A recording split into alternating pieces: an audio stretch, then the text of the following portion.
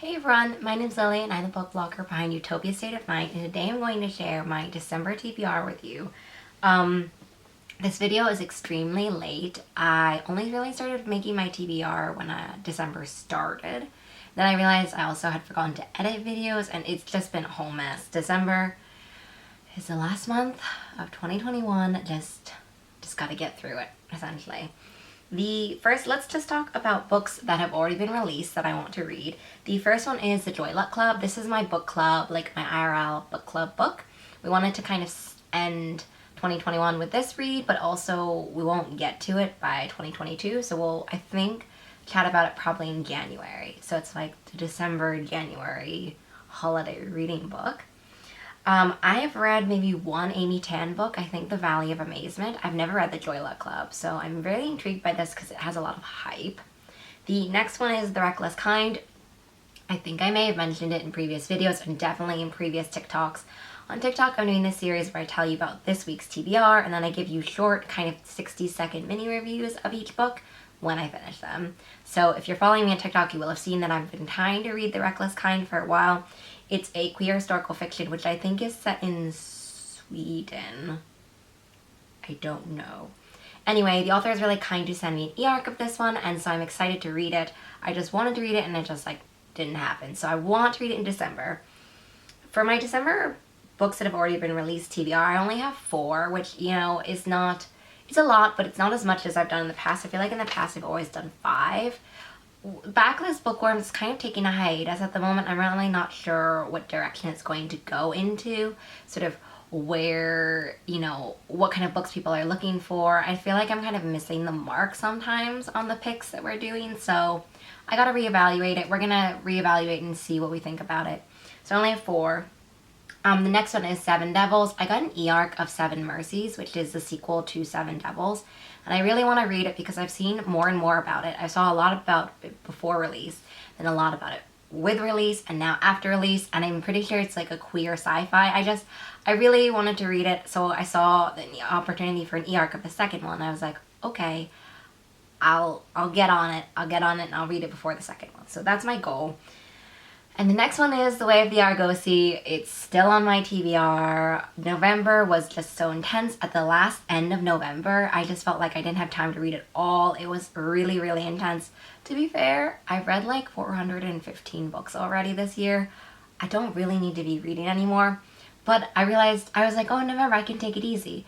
And then I don't have to think about that much. But then I was like, oh wait, but in December, I'm supposed to read January releases, which I have a bunch of.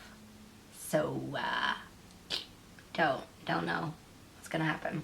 Speaking of January releases, the first one that I want to read is Love Boat Reunion. This is the companion novel to Love Boat Taipei. I really love Love Boat Taipei. It was just a contemporary that kind of swept me up, and it was just so fun, and also really thought about identity and family and values, sort of ambition, dreams, all of these things, friendship and love. And so I'm excited for Love Boat Reunion because it's supposed to take place with 2 fan favorite side characters. That's what I saw on Goodreads. So I don't remember the names of the side characters, but I'm excited for Love Boat Reunion. The next one is the Hal Heim Princess. I did a pre-order giveaway, I think, in September for a 2022 release, just because I knew that January to March or January to April were also going to be really hard for book shortages and the state of the world essentially.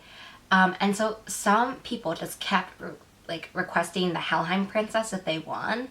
And then I had never heard about this book before. It seems to be kind of a Norse-ish, maybe queer fantasy, YA fantasy. And so I basically got also an email then a couple of weeks after that from a publicist from Untitled, which is I think the publisher for the Hal Heim Princess, saying, hey, do you want to read this one? If you really liked Of Trust and Heart, which is Charlotte Ann Hamilton's previous book, of Trust and Heart and From Beneath the Waves, I think. Those are both queer historical fiction books.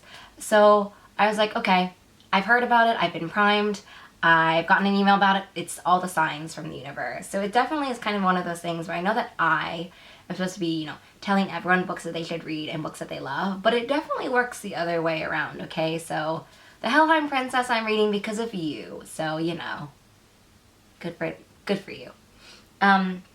The next one is Daughter of the Moon Goddess. I'm pretty sure I wanted to read this in November. I'm going to flip back to my TBR. Yep, I wanted to read it in November. Didn't manage it. I thought that I was going to read it at the end of November, but as I said, the end of November was so busy, so stressful. So now it's on my December TBR, but basically like the book I'm going to start on December 2nd. I want to finish up a book that I started in November. December 1st, fingers crossed. But anyway, there's that one. The next one is The Red Palace. This is June Her's upcoming release. I really love June Her's books. June is great at writing historical fiction set in Korea and a variety of different angles. So one was like a girl who wanted to be a detective. One was a palace nurse. I think this one also has nurse, detective, murder vibes. It's great historical murder mystery kind of things. And so I'm really excited for The Red Palace, which is June's upcoming book, releases in January. Some other books I'm excited for, I have 2 romance picks. The first one is Love and Other Disasters, which is I think about the first openly non-binary cooking competition competitor or cooking competition entrant. I'm not really sure what the full title is. So I'm excited for that. I already am supposed to start it a little bit tonight. I'm excited for that one. And the second one is the sequel to Ice Planet Barbarians. I just have it down as Barbarian Alien. I don't actually know what the title is. Obviously, you'll see a cover here. TikTok made me read Ice Planet Barbarians, and so I saw the e-arc for the second one. I was like, why not? Why not read the second one? I know that the series has, I think, 5 and it's already been published, so these are just re-releases with different covers. So I'm excited for that one. They're just fun. They're fun. They're like sci-fi. It's just fun. In my 60-second review, which you can find at TikTok, I'll try to link it below, and also in my real review, I talk about how maybe I think more about certain sci-fi aspects than probably is intended, right? I thought a lot in Ice Planet Barbarians about the idea of intercultural communication, and I thought it was really interesting how when they can't understand each other, it's never just like, you know, kind of a description of the sound. You kind of hear them sounding it out in their head, and I thought that was fascinating to think about, to really put your shoes, to really put yourself in that perspective and not really understand what's going on. I feel like I really liked, in terms of intercultural communication, I really liked Himawari House for that one, and also A Dragon Bird in the Fern. I know that this one is kind of interspecies communication, but you know, same thing. So I'm really excited for Barbarian Alien. Yeah, I just really am excited for it. I know that there are other romance books that I want to read, but I'm trying to keep it realistic for December. And then 2 other books I really want to read, which are arcs that are coming out later in the year, but I really want to try to organize author conversations about. The first one is Portrait of a Thief, which was, I think, described to me as Ocean's 8 meets, meets The Farewell. And so this one is supposed to talk not only about a heist, but also to talk about identity and also kind of the ethics of I think museums, or the ethics of artifacts. I'm not exactly sure like the wording of that, but I'm really excited for that one, and I've been excited for it for a really long time. I finally got an e-arc of it. I really want to interview the author if I have the opportunity, but I want to read it first. So that's the first one on this list. And the second one is 1,000 Ships into the Night. This is Tracy Chee's upcoming book. As if you followed me for even a little bit on this channel, you will know how much I love Tracy Chee. It's just, you know, a fact at this point. So I'm so excited for 1,000 Ships into the Night. Basic rundown. The Reader is a fantastic YA fantasy trilogy about the power of reading, what it means to a culture, what it means to a person, this idea of oral storytelling versus kind of written storytelling, sort of the power and magic in reading, sort of personified. We Are Not Free is this fabulous multiple perspective historical fiction about identity, about internment camps, and also about sort of love, friendship, and family, but also about living your lives with that being kind of a present fear of yours. And it's a historical fiction book as well. Like, I loved all of these books by Tracy Chee, and so I'm very excited for 1,000 Ships into the Night, for a YA fantasy, another one from Tracy Chee, so high hopes as well. And that brings me to the end of my December TBR. It is a little bit shorter than normal. As I said, there's only 4 backlist picks, only 2 romance on it, 2 kind of further arc books, and then for books that are coming out in January that I want to read during December. So it's only 11 books. Normally I feel like my TBRs are anywhere from 15 to 20 books. I just really want to take it easy in December, honestly. I know that this TBR is still pretty ambitious for the idea of taking it easy, but what happens, happens. I just, yeah, I want to take it easy, kind of reevaluate where I'm going to be for 2022.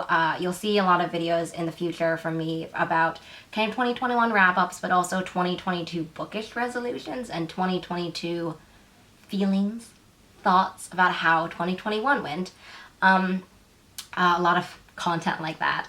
And so I guess I'm starting to wrap up my feelings about 2021 and starting to think about, okay, 415, like that was a lot. It feels like a lot too. In some years where I've read a lot, it hasn't felt like a lot, but this year it really has. I know I've kept on joking about, you know, how it's happened and stuff, but it's really that reading has been, for so many people, a coping mechanism and kind of a way to deal with anxiety and stress and feel like you have a little bit of control over what's happening. I know that for other people it's gone completely the opposite way. Both of those are totally valid. You know, if you read a 1,000 books, or, you know, one book or even no book, like the last 2 years have been very, very hard. Okay, so, you know, everyone's doing their best. As I've thought about my December TBR, these are the thoughts that are kind of swirling around my head, and so it's interesting. I don't know fully how I'm going to approach 2022.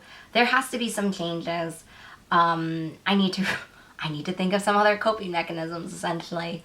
And I just want to focus 2022 a lot on kind of, not other coping mechanisms, but kind of feeling less anxiety.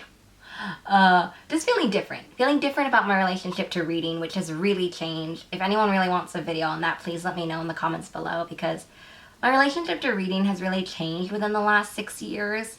I could delve totally into kind of how it was before vlogging, at the beginning of vlogging, how it is now. Kind of, it has gone up and down and kind of all over the place. And so, yeah, these are all the thoughts that are swirling around in my head when I'm thinking about 2022.